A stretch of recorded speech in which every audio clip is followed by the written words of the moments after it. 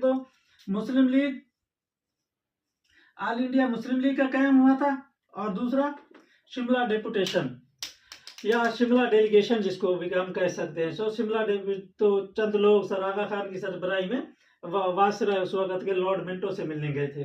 1909 Minto Morley reforms, ये Minto Morley reform, जो Minto और मॉर्ले दोनों ने मिलकर सब कॉन्टिनेंट में कुछ रिफॉर्म्स लेकर आए थे।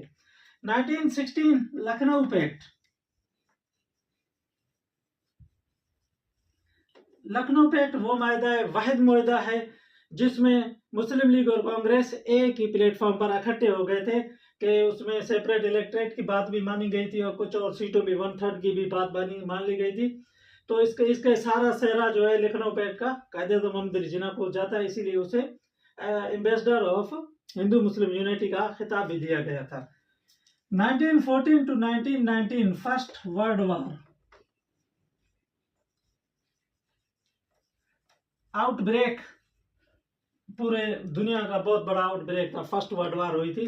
1920 में क्या हुआ था, खिलाफत मूवमेंट, खिलाफत मूवमेंट की इब्तिदा की थी।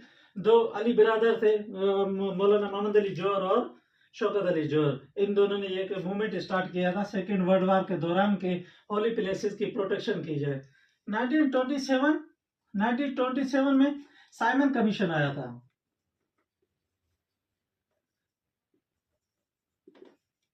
सर साइमन आए थे अपने 3 बंदों के साथ, वो यहाँ पर रिफॉर्म्स लिखने के लिए, इंडिया के ऊपर एक रिपोर्ट बनाने के लिए। और 1928 में क्या हुआ था, इस साइमन कमीशन के जवाब में नेहरू रिपोर्ट पेश की गई थी,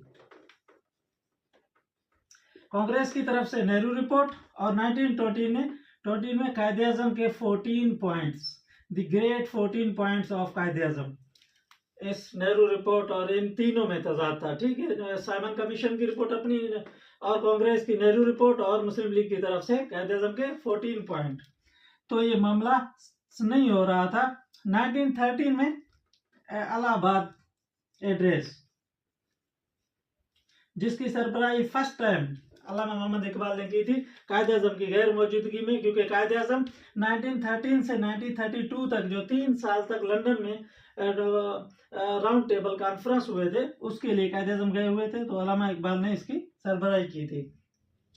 1939 ये सेकेंड वर्ल्ड वॉर यहाँ से स्टार्ट हुई थी 44 तक, जो बहुत बड़ा आउटब्रेक था दुनिया के लिए, सारी दुनिया के लिए बहुत बड़ा नुकसान था। और 1914 लाहौर रेजोल्यूशंस, जिसे